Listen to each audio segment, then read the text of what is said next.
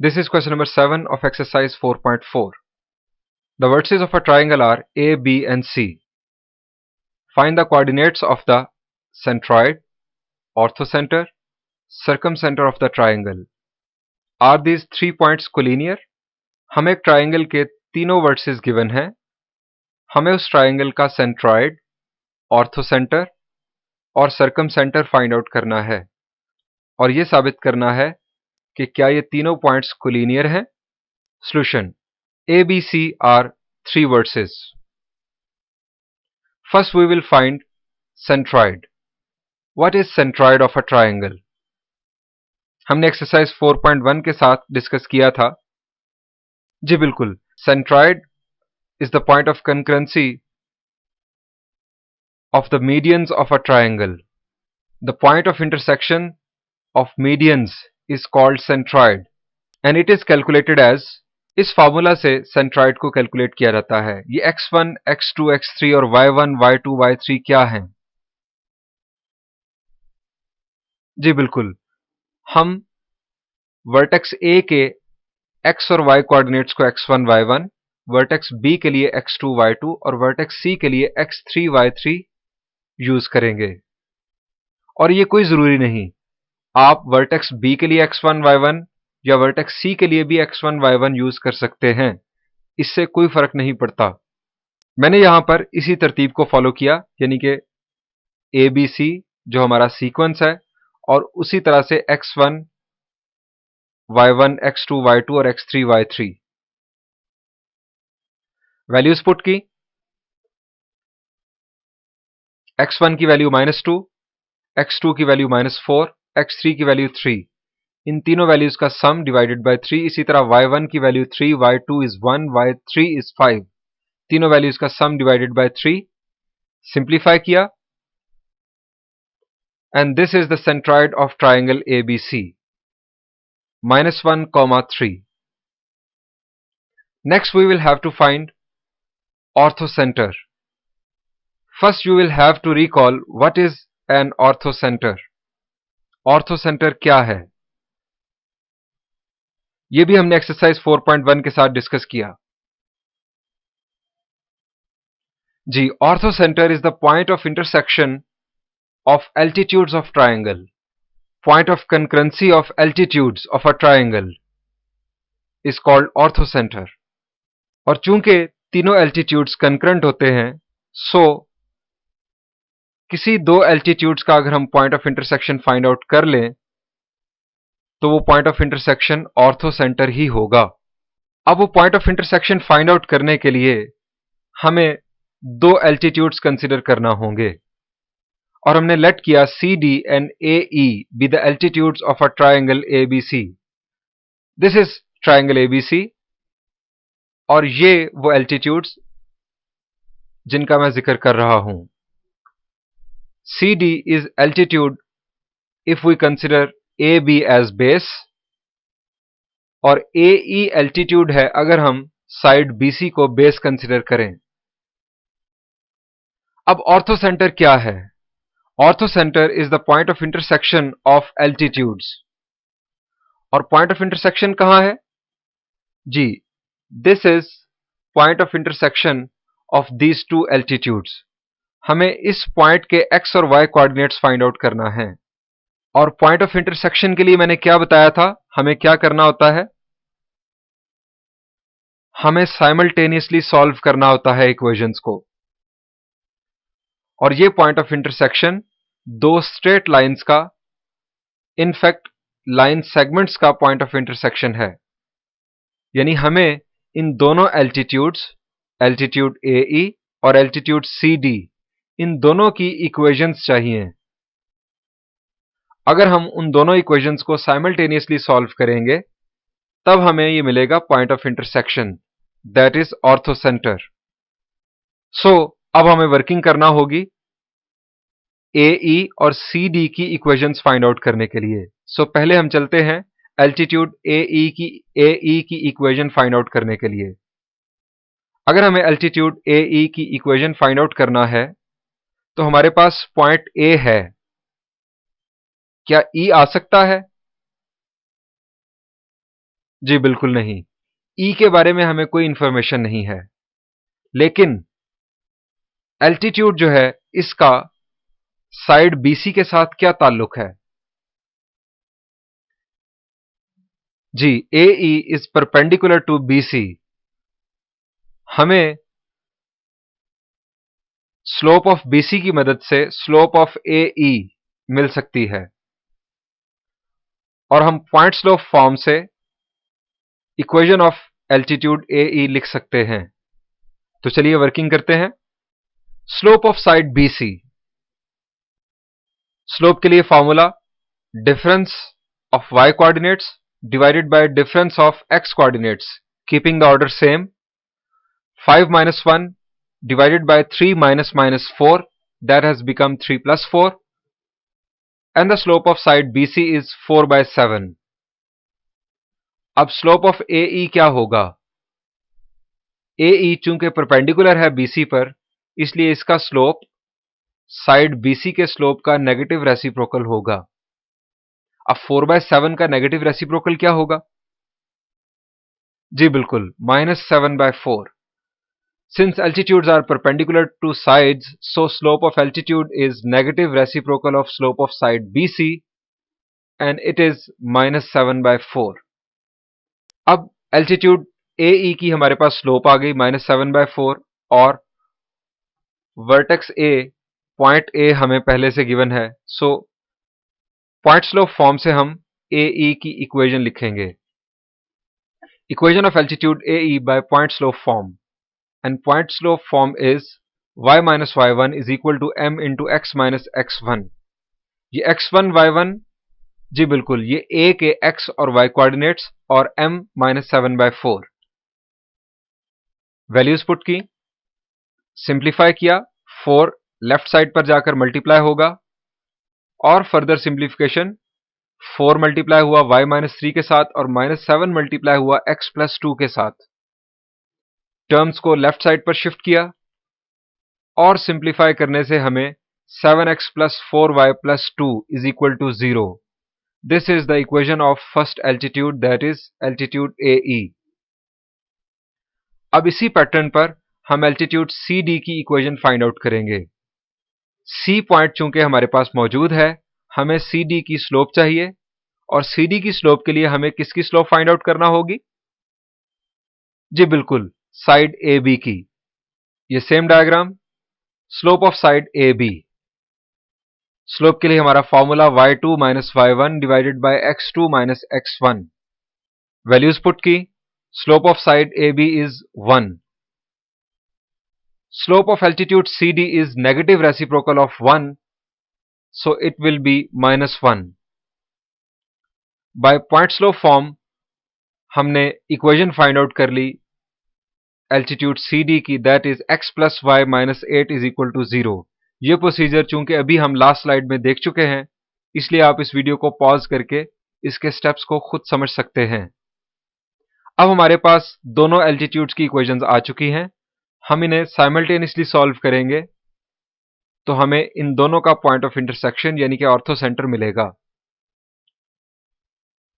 Late I be the point of intersection of altitudes, then to find the point of intersection solving equation 1 and equation 2 simultaneously. These are equation 1 and 2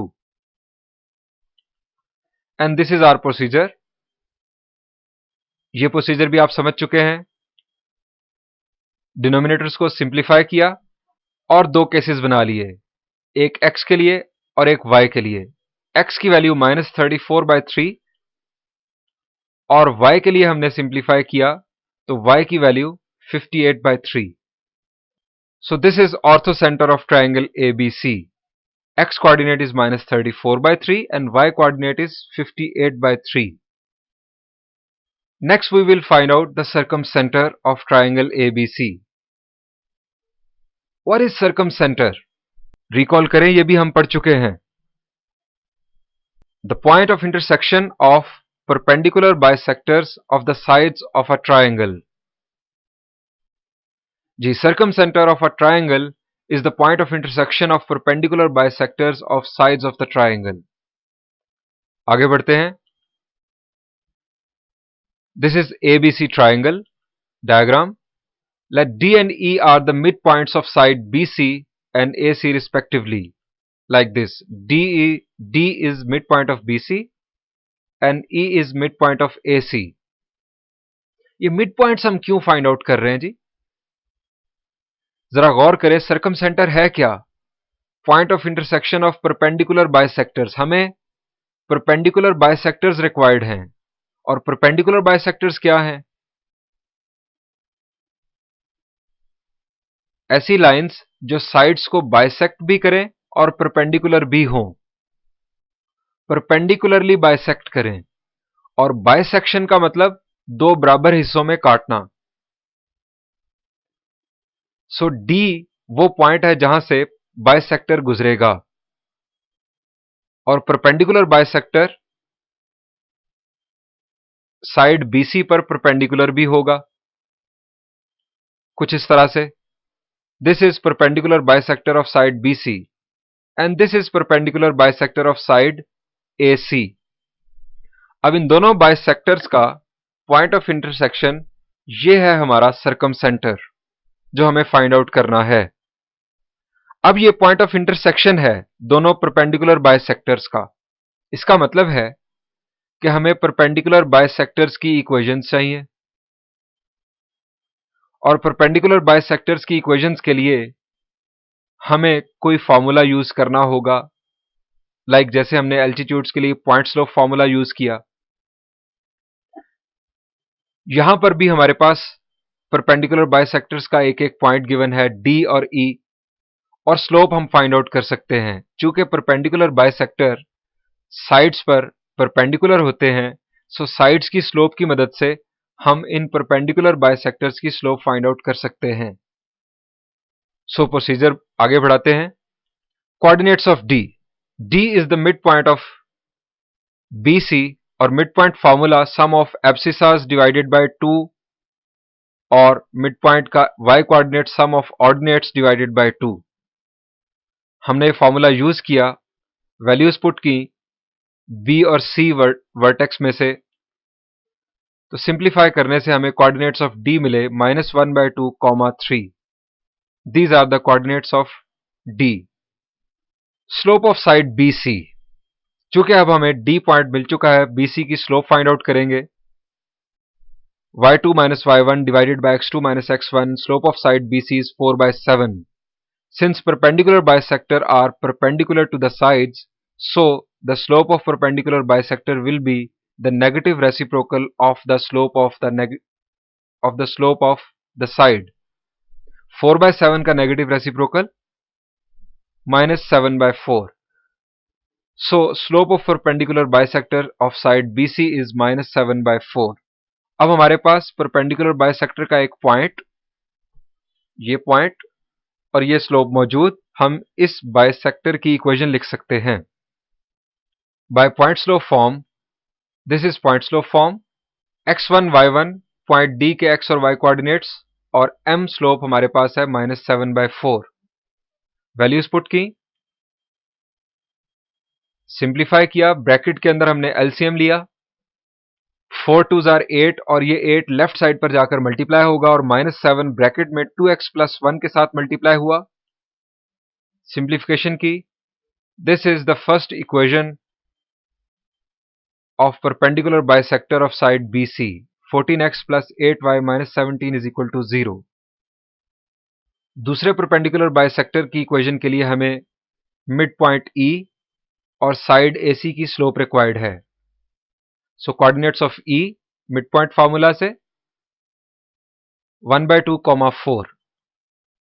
slope of side AC y2 - y1 divided by x2 - x1, slope of side AC is 2/5, और इसका negative reciprocal होगा हमारे perpendicular bisector का slope, that is -5/2।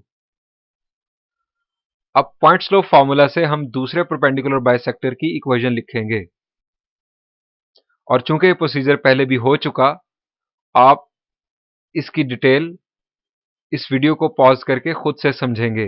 10x + 4y - 21 = 0, ये equation है दूसरे perpendicular bisector की। अब इन दो इक्वेशंस को हम साइमल्टेनियसली सॉल्व करेंगे। ये हमारा प्रोसीजर, इस पर भी कई दफा बात हो चुकी। डिनोमिनेटर्स को सिंप्लीफाई किया, एडिशन सब्ट्रैक्शन हुई, फर्दर सिंप्लीफिकेशन, और हमने दो केसेस बनाकर अलग अलग x और y की वैल्यूज को कैलकुलेट कर लिया। The value of x is 25/6 and value of y is -31/6। तमाम सिंप्लीफिकेशन को आप वीडियो को पॉज करके खुद से समझें, खुद से समझना आपके लिए ज्यादा बेहतर होगा।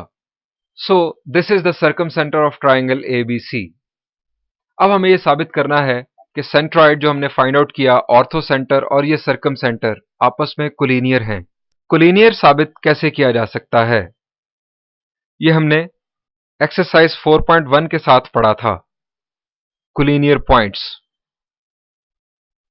जी, हमने इसके लिए फॉर्मूला पढ़ा था, x1 y1 1, x2 y2 1 and x3 y3 1। ये मैंने तीन रोज बोली। डिटर्मिनेंट इनका इक्वल टू अगर 0 हो तो हम कहेंगे कि ये तीनों पॉइंट्स कोलिनियर हैं। किसी को हम x1 y1 और किसी दूसरे को x2 y2 और किसी एक को x3 y3 कंसिडर करेंगे। लेफ्ट हैंड साइड में हम वैल्यूज पुट करेंगे। अगर ये डिटर्मिनेंट इक्वल टू 0 हुआ तो पॉइंट्स कोलिनियर होंगे। कोलिनियर के लिए हम स्लोप का कॉन्सेप्ट भी यूज कर सकते थे। हमने वैल्यूज पुट की, फर्स्ट रो से इसे एक्सपैंड किया। जब आप इसे फर्स्ट रो से एक्सपैंड करेंगे तो -1 लिखा गया बाहर, और जो रिमेनिंग है उसका हम डिटर्मिनेंट लेंगे। फिर फर्स्ट रो का सेकेंड एलिमेंट वो नेगेटिव कंसिडर होगा,